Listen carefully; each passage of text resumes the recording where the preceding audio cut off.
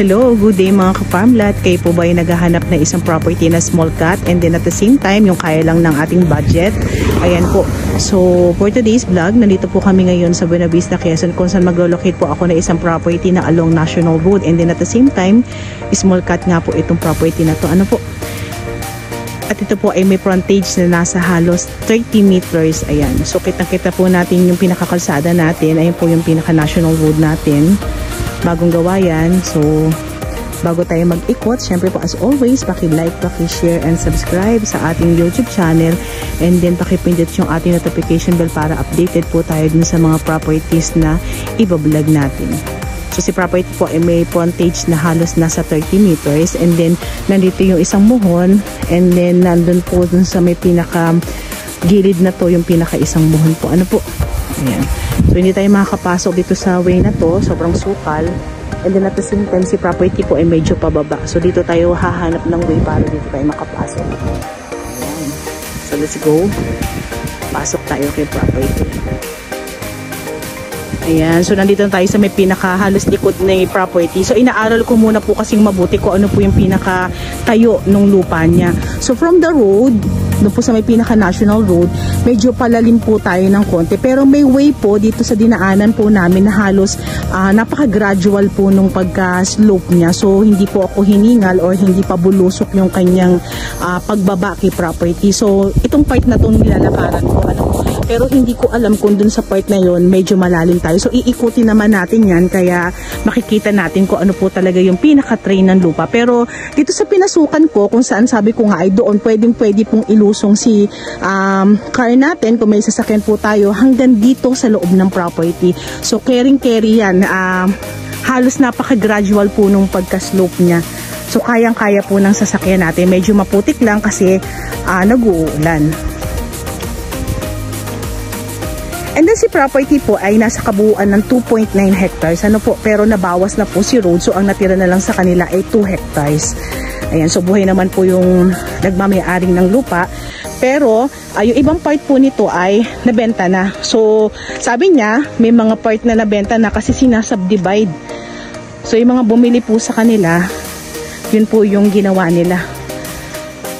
Kaya mapapansin po natin kalahating hektarya na lang po yung ibinibenta kay property. Ano po? Okay pala yung tayo ng lupa. Hindi naman pa siya pabulusok.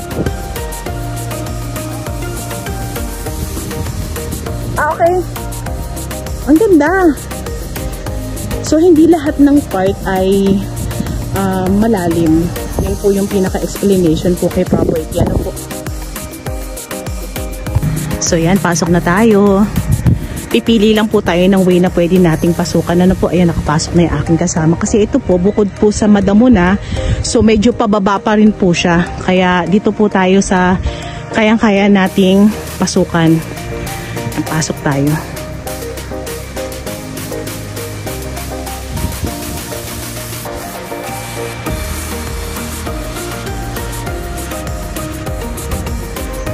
Medyo pababa po kasi si property. So binibigay ko yung reality nung pinakatayo ng lupa. Ano po, ayan, unti-unti na tayong bumababa. Pero at least may frontage po siya sa may pinaka road.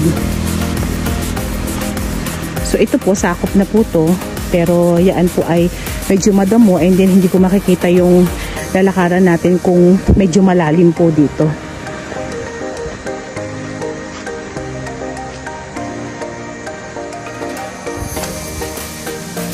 Maulan kaya medyo maputik. Yan, so meron tayong running water kay property. Ayan po. Pero pagdating naman po dun sa may pinakababa, kung tayo ay bababa na, pantayan na po siya. Yan, medyo masukal po ang ating property. Talagang ito po ay walang tanim. Ayan. Pero susubukan pa rin natin ikutin kung saan tayo po pwedeng lumusot.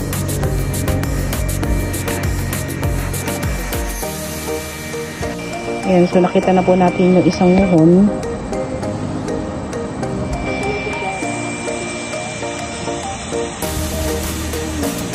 Bali, sapa yun, ano, pero hindi nasakop, ano. So yung pinakamuho natin, hindi na siya nasakop dun sa may pinakasapa. Pero ang ganda ng flow ng tubig dito.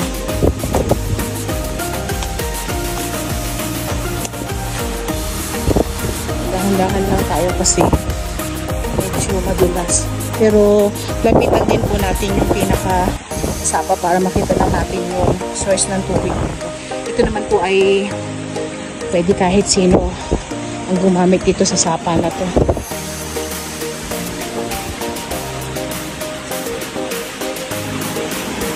Lakas na agos. Ayan. So running water tayo.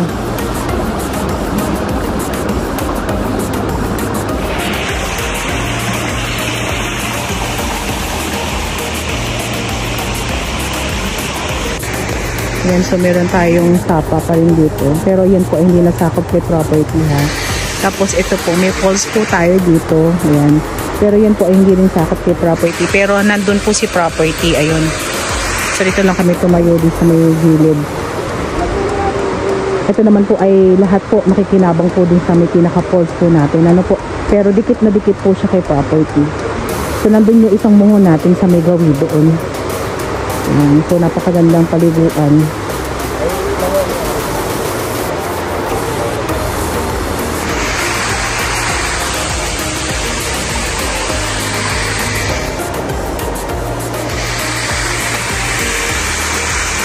Makakadaan dyan.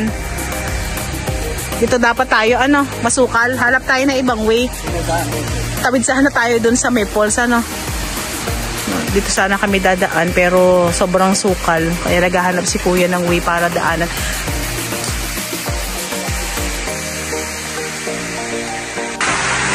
Yan, ganito po kaganda yung running water natin ganda po yan sa may baba. So ito po yung pinaka boundary natin to another property. Ano po?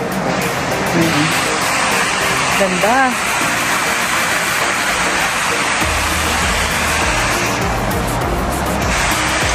Ayan, so medyo nalilibang pa tayong kuhanan ng video yung tubig. Ganda! Sarap maligo dito.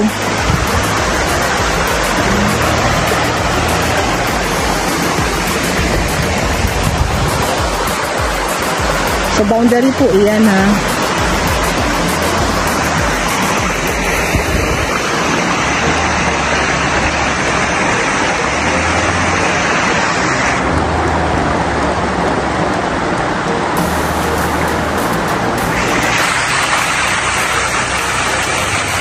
Yan, sakop pa rin po itong part na to. Bali, kung mapapansin po natin yung medyo mataas na part na yan, na may mga parang anahaw. Ayan po yung pinaka-road po natin. Ano po? So, parang bumaba tayong pa ganyan. Tapos dito kapantayan.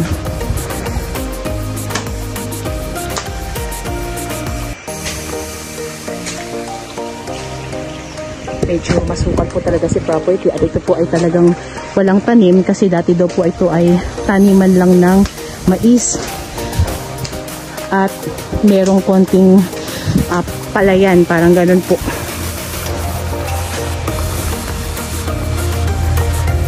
Sukal. Yan, nadidinig natin yung ugong ng sasakyan. Ito po ay merong 4 na muhon lang. So si property po ay nasukat na po. Ano po? Ang sukal Ayan, nadidinig natin yung sasakyan. Kasi ayan lang po yung road So yung 2 hectares po na dating 2.9, so liwanagin ko lang po natanggal po si kalsada, so meron na lang po tayong 2 hectares. And then yung 2 hectares na yun, parang hinati-hati po nila sa tigkakalahating hektarya. So yung iba po na avail na po. So itong part na lang to ang hindi pa nabebenta.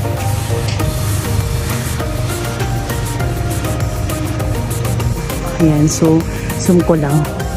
Ayan, sa kinatatayuan ng aking kasama, National Road na yan. So nandito pa ako sa may pinakababa. Ito po. So kung i-rate natin si property, bali si property po ay nasa 70% na slope and then 30% po yung flat kung saan kanina nag-start po tayo dun mag-vlog. Sobrang sukal nga lang po talaga. Yan sila sa pinaka-road. Tapos papaganyan po siya.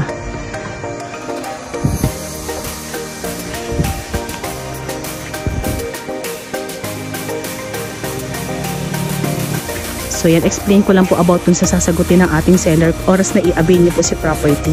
Bali, sasagot po sila ng capital gain tax and then hindi na po kayo magpapasukat dahil ito po ay bagong sukat. So kagaya ng nasabi ko, hinati po nila ito sa mga tigakalahating hektarya. So yung iba po na-avail na. So ito na lang pong part na to yung natitira. Ano po?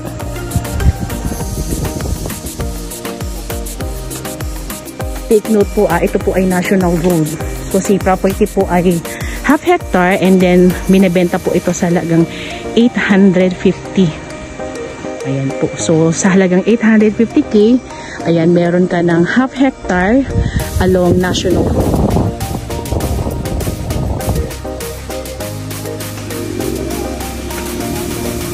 So ayan, hindi lang talaga natin masyadong maikot si property katulad nito. Gusto kong pumasok dito kasi papunta po yan sa property pero hindi ko alam kung pa-slope to or flat to kasi sobrang sukal po talaga. Yan, matataas na po talaga kasi yung damo. Pero si property po ay oras na malinis. Maganda naman po siya kahit hindi po siya kapantayan.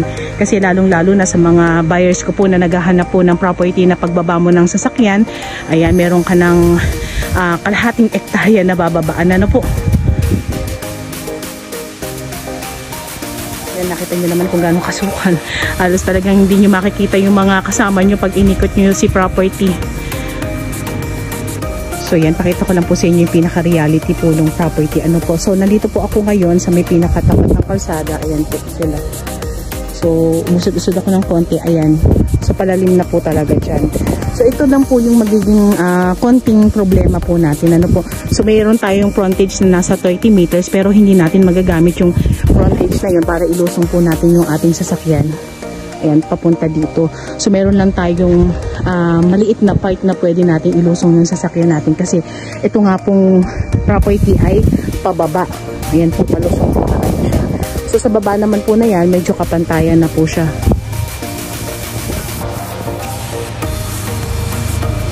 So pinapakita ko lang po yung pinaka-reality po ni property. Ayan. Kung matatanaw po nyo yung mga sukal na yan, yan na po si property.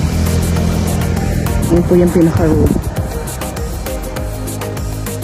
So yan, nakalabas na tayo ng pinaka-property.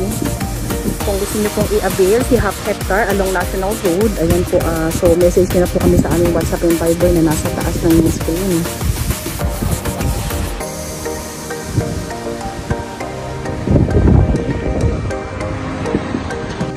So ito po yung pinaka-isang muhon and then nandun yung pinaka-isang muhon po. Ano po? Ayan.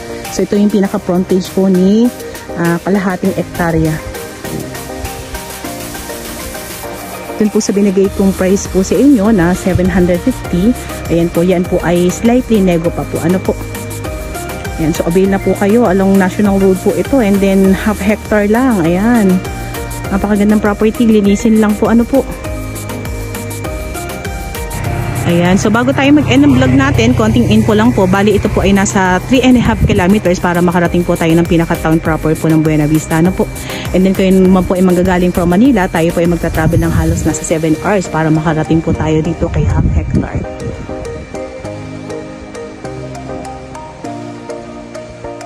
So by the way, it's me again, Olive, dito po sa Greenfield Realty. Sa magandang property na naman yung na-visit natin for today. So avail na po kayo mga ka-farmlat. And thank you for watching.